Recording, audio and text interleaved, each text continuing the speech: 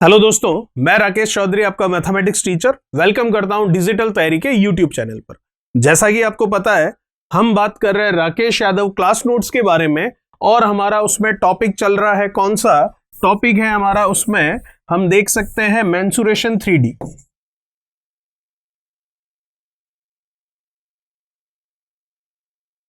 जो कि advance mathematics का टॉपिक है। और अगर उसमें हम पार्ट देखें तो पार्ट नंबर है हमारा 12।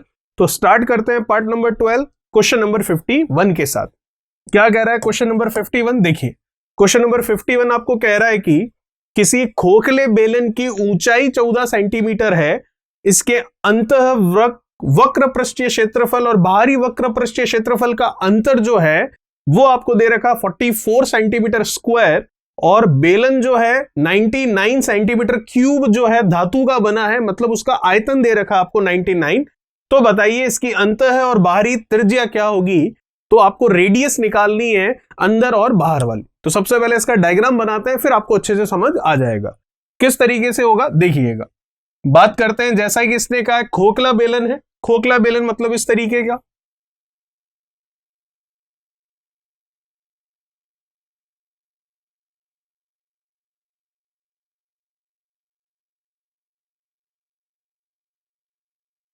ये जो आकृति है खोखले बेलन की हो गई। आपको ऊंचाई दे रखी है 14 सेंटीमीटर, तो आपको हाइट दे रखी है 14 सेंटीमीटर। तो ये लीजिए 14 सेंटीमीटर इसकी हाइट आपको गिवन है। और क्या दे रखा है? इसके अंतः वक्र पृष्ठीय क्षेत्रफल और बाहरी वक्र पृष्ठीय क्षेत्रफल का अंतर दे रखा 44 सेंटीमीटर स्क्वायर। तो देखिएगा, अंदर की जो त्रिज्या है उसको स्मॉल आर मान लेते हैं, और ये जो बाहर वाली त्रिज्या होगी इसको हम कैपिटल आर मान लेते हैं। कोई दिक्कत वाली बात नहीं है। अब आपको वक्र पृष्ठीय क्षेत्रफल कर्व सरफेस एरिया दे रखा अंदर और बाहर उसका अंतर। तो किसी भी बेलन के लिए कर्व सरफेस एरिया वक्र पृष्ठीय क्षेत्रफल क्या होता है आपको पता है। जैसा कि हम लिखते हैं फॉर्मूले में, होता है कर्व सरफेस एरिया मतलब वक्र पृष्ठीय क्षेत्रफल 2 पाई r इंटू एच। अब आपको अंतर दे रखा है, इसका मतलब बाहर वाले में से अंदर वाले को घटाना है, तो 2 पाई r इंटू एच। एच आपको दे रखा है 14 सेंटीमीटर माइनस 2 पाई r इंटू एच। एच आपको दे रखा है 14 सेंटीमीटर, जो कि दे रखा आपको कितना 44 इसके इक्वल दे रखा है। कुछ कॉमन ले सकते हैं, बिल्कुल ले सकते हैं। कॉमन आ गया 2 पाई को लिख लिया 22/7, और हाइट जो 14 है वो भी कॉमन आ चुका है। अंदर रह गया r माइनस स्मॉल r, जो कि आ गया 44 इक्वल क्वेश्चन में गिवन है। इसको थोड़ा सॉल्व कर लेते हैं।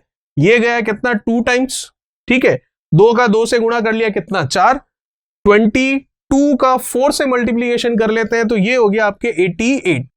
तो r माइनस कैपिटल R अगर देखूं तो 44 नीचे कितना जाएगा, या फिर आप अगर और देखना चाहें तो इसको कैंसिल कर लिया 2 टाइम्स, इसको कैंसिल कर लिया 2 से 2, तो ये 2 नीचे चला गया, तो 1/2 आ गया हमारे पास capital R minus small r। लेकिन हमें दोनों पूछा है होगी कितनी, तो आगे देखते हैं क्या जानकारी है हमारे पास उसको भी। सेकंड इंफॉर्मेशन आपको ये दे रखी है, यदि बेलन 99 घन सेंटीमीटर धातु का बना हो, इसका मतलब उसका वॉल्यूम दे रखा आपको। तो वॉल्यूम के लिए भी फॉर्मूला आपको पता है, किसी भी बेलन का वॉल्यूम क्या होता है? किसी भी बेलन के लिए वॉल्यूम होता है पाई r स्क्वायर इंटू एच। अब ये खोखला बेलन है, तो capital R minus small r definitely हम करेंगे। तो क्या लिखेंगे? पाई, जिसे मैं लिख सकता हूं 22/7, कोई दिक्कत वाली बात नहीं है। r स्क्वायर, तो r स्क्वायर की जगह क्या आएगा? Capital R square minus small r square. तो capital R square minus small r square into H. H हमको पता है 44, जो कि इक्वल है किसके? क्वेश्चन के अकॉर्डिंग 99 के। चलिए, अब वैल्यूज हैं हमारे पास, यहां से देखते हैं क्या कर सकते हैं हम। तो अगर मैं देखूं 7 से ये 14 कैंसिल हो गया 2 बार, कोई दिक्कत वाली बात नहीं। 11 से ये गया 2 बार, और 11 से ये गया 9 बार, यहां भी कोई दिक्कत नहीं अभी तक। चलिए, r square minus r square है, तो एक तरह से हम देखें तो a square minus b square है, तो एक बार प्लस एक बार माइनस लिख सकते हैं हम। तो लिख लेते हैं प्लस और माइनस में, तो r प्लस r लिखूंगा, capital R plus small r, और capital R minus small r लिखूंगा, जिसकी वैल्यू मैं देख पा रहा हूं 1/2 है। तो ये लीजिए 1/2, और ये 2 और 2 मल्टीप्लाई होकर 4, और बराबर में कितना है 9 है। तो 2 से ये 4 2 times, capital R plus small r आ गया 9, और नीचे चला गया 2, तो ये आ गया 9/2, जिसे मैं 4.5 कह सकता हूं। तो अब हमारा आंसर बिल्कुल आ चुका है। कैसे, देखिएगा, capital R minus small R आ गया 0.5 के बराबर, capital R plus small R आ गया 4.5 के बराबर। तो क्या कैपिटल आर और स्मॉल आर की वैल्यू नहीं निकाल सकते? बिल्कुल निकाल सकते हैं। किस तरीके से निकलेगी? देखिएगा, मैथमेटिक्स में आपको पता है दो वेरिएबल का टोटल और उन्हीं दो वेरिएबल का अगर आपको डिफरेंस पता हो तो फर्स्ट और सेकंड दोनों वेरिएबल निकाले जा सकते हैं। कैपिटल आर आप निकालेंगे कैसे? दोनों को जोड़कर आधा कर लोगे, तो 4.5 और ये 0.5 है, दोनों को ऐड किया तो कितना हो गया 5, उसको आधा किया तो 2.5।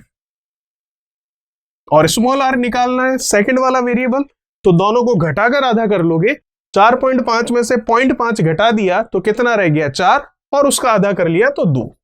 तो हमारा आंसर आ गया 2.5 सेंटीमीटर और 2 सेंटीमीटर, जो कि कैपिटल आर और स्मॉल आर मतलब बाहरी त्रिज्या जो कि कैपिटल आर है और आंतरिक त्रिज्या जो कि स्मॉल आर है, दोनों की वैल्यू निकल चुकी है। ये था हमारा क्वेश्चन नंबर 51।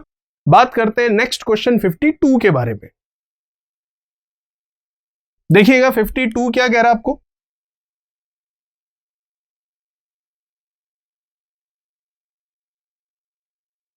आपको कह रहा है कि 20 सेंटीमीटर लंबी पाइप का बाहरी व्यास आपको दे रखा 25 सेंटीमीटर।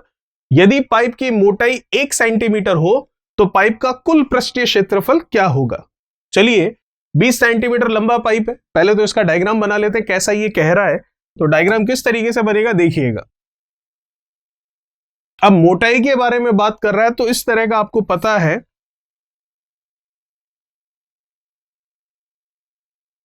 ये मोटाई हो गई इसकी, ठीक है। तो मोटाई हम देख सकते हैं 1 सेंटीमीटर दे रखी है और 20 सेंटीमीटर लंबी पाइप का बाहरी व्यास 20 सेंटीमीटर लंबी पाइप है, तो ये हो गया 20 सेंटीमीटर यहां से यहां तक हाइट हो गई इसकी 20 सेंटीमीटर, ठीक है। फिर आपको बाहरी व्यास दे रखा है 25 सेंटीमीटर, तो ये बाहर का व्यास है 25 सेंटीमीटर, तो त्रिज्या मैं कह सकता हूं 25 की आधी हो जाएगी, मतलब कितनी हो जाएगी 12.5 सेंटीमीटर। कोई दिक्कत वाली बात नहीं है। ये त्रिज्या होगी कौन सी? ये बाहर वाली। अब जैसा कि आप देख सकते हैं आपको मोटाई कह रहा है 1 सेंटीमीटर, इसका मतलब ये जो वैल्यू है, ये वैल्यू कितनी है? मोटाई 1 सेंटीमीटर। तो अगर मैं अंदर वाली त्रिज्या के बारे में बात करूं तो ये त्रिज्या क्या होगी? इससे 1 कम कर लेंगे, मतलब 11.5 सेंटीमीटर, ये हो गई 11.5 सेंटीमीटर। अब देखिएगा, जब कभी भी खोखला अगर पाइप होता है, मतलब खोखला बेलन होता है, तो उसके लिए जो कुल पृष्ठीय क्षेत्रफल ज्ञात करने का हमारे पास डायरेक्ट फॉर्मूला है, तो वो डायरेक्ट फॉर्मूला ही हम अप्लाई करेंगे जिससे डायरेक्ट आप आंसर निकाल लेंगे। और वो डायरेक्ट फॉर्मूला क्या होता है? वो डायरेक्ट फॉर्मूला होता है आपका कुल पृष्ठीय क्षेत्रफल, टोटल सरफेस एरिया निकालना आपको।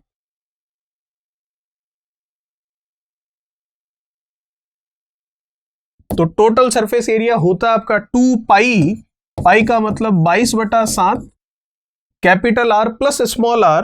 तो कैपिटल आर है 12.5 प्लस स्मॉल आर, या तो पहले फॉर्मूला ही लिख लेते हैं फिर वैल्यू लिख लेंगे। तो फॉर्मूला लिख लेते हैं।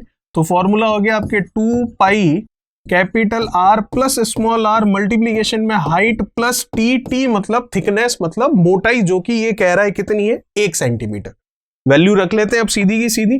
तो वैल्यू पुट करते हैं 2 पाई, पाई मतलब 22/7 capital R plus small R. तो कैपिटल आर में देख सकता हूं कितनी है 12.5, स्मॉल आर में देख सकता हूं कितनी है 11.5।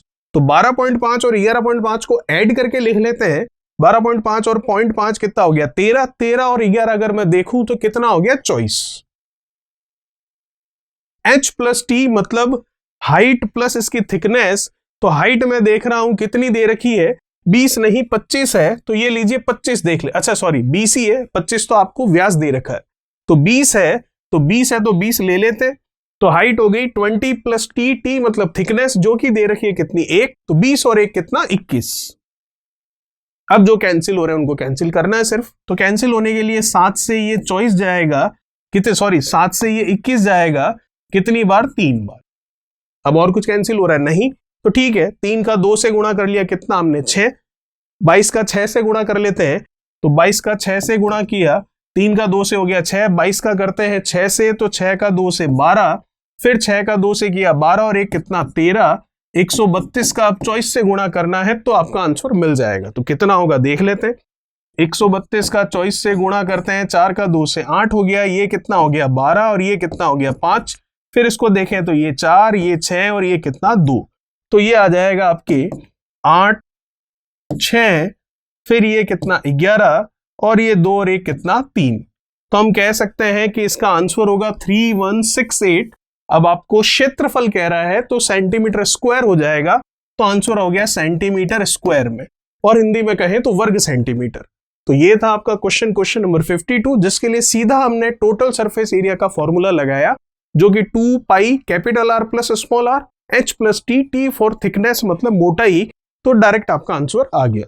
चलिए बात करते हैं नेक्स्ट क्वेश्चन नंबर 53 के बारे में, क्या कहता है देखते हैं।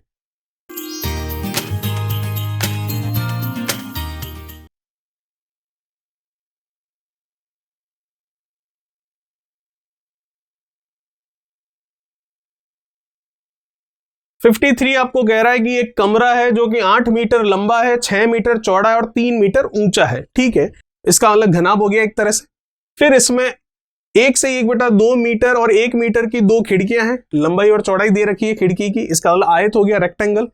2 खिड़कियां हैं, ध्यान रखिएगा। 2 मीटर और 1 से 1/2 मीटर का एक कमरा है, सॉरी एक दरवाजा है, तो दरवाजा कितना हो गया 1, तो ये भी लंबाई और चौड़ाई है, मतलब ये भी रेक्टेंगल हो गया। इसकी दीवारों पर पेपर लगाने का खर्च हमें ज्ञात करना है, यदि पेपर की चौड़ाई जो है वो आपको दे रखी है 50 सेंटीमीटर और खर्चा दे रखा है 25 पैसे प्रति मीटर की दर से। ठीक है, तो चौड़ाई पता है, अगर लंबाई निकल जाएगी तो उस लंबाई का 25 पैसे से हम गुणा कर लेंगे तो हमारा आंसर आ जाएगा।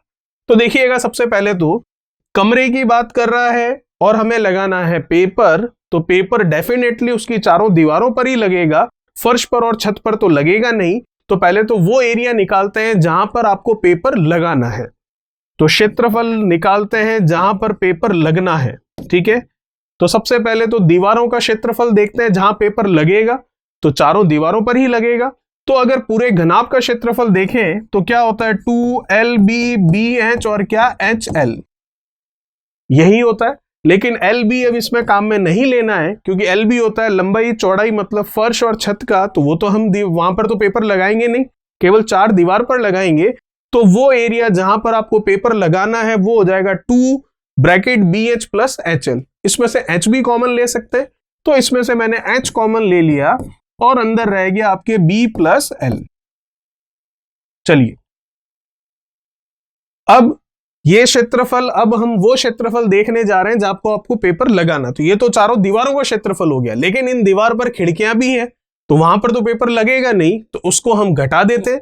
तो एक खिड़की है वो क्या है, लंबाई और चौड़ाई दे रखी है, तो लंबाई और चौड़ाई मतलब आयत हो गया, तो इसका क्षेत्रफल हो जाएगा 1 से 1/2 है, इसको लिख लेते हैं 3/2 लंबाई इंटू चौड़ाई।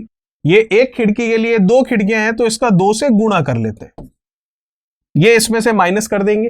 दरवाजा भी है जिसकी भी लंबाई चौड़ाई आपको दे रखी है, एक ही दरवाजा है, तो उसको भी इस चारों दीवारों के क्षेत्रफल में से घटाना पड़ेगा।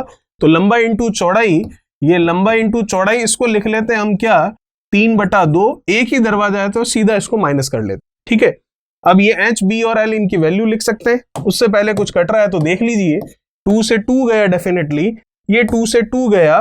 बात कर लेते हैं H B और L की। तो H आप देख सकते हैं कितनी दिख रही है आपको, ऊंचा दिख रहा है 3 मीटर, ये लीजिए। B और L की बात करूं तो चौड़ाई कितनी है 6 और लंबाई कितनी 8, तो 8 और 6 को जोड़ लिया हमने तो कितना हो गया ये 14। ये 3 इंटू 1 3, ये केवल 3, तो 3 और 3 ये कितना हो गया 6, तो माइनस का 6 कर लेते। ठीक है, चलिए इसको अब सरल करते हैं। 2 का 3 से गुणा कर लेंगे, कितना हो जाएगा 6, 14 का 6 से करना है तो 60 और ये 24, इसको देखेंगे 84 माइनस 6 कर लेते हैं, तो 84 में से 6 कम कर लिया तो 78 आ जाएगा। ये हो गया आपके क्या मीटर स्क्वायर एरिया, कौन सा, जहां पर आपको पेपर लगाना है।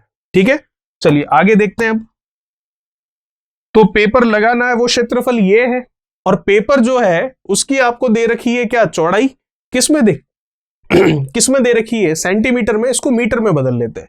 तो ये हुआ आपका इस तरह का पेपर, जिसकी चौड़ाई आपको दे रखी है कितनी, 50 सेंटीमीटर। तो 50 सेंटीमीटर को मीटर में बदलेंगे, 100 का भाग देंगे तो 1/2 ये हो जाएगा। लंबाई कितनी है वो हमें नहीं पता है, तो जो पेपर लगेगा उसका क्षेत्रफल और जहां पेपर लगेगा उसका क्षेत्रफल बराबर होगा, तो कर लेते हैं बराबर। तो सेंटीमीटर को मीटर में बदला तो लंबाई इंटू चौड़ाई बराबर जो ये क्षेत्रफल है आपका जहां पर पेपर लगना है वो, तो यहां से आपकी लंबाई निकल जाएगी। तो ये लंबाई निकल गई आपके 78 का डबल कर लेते हैं, तो ये कितना हो जाएगा, ये हो जाएगा आपके 156 मीटर में आपके पास लंबाई आ चुकी है पेपर की।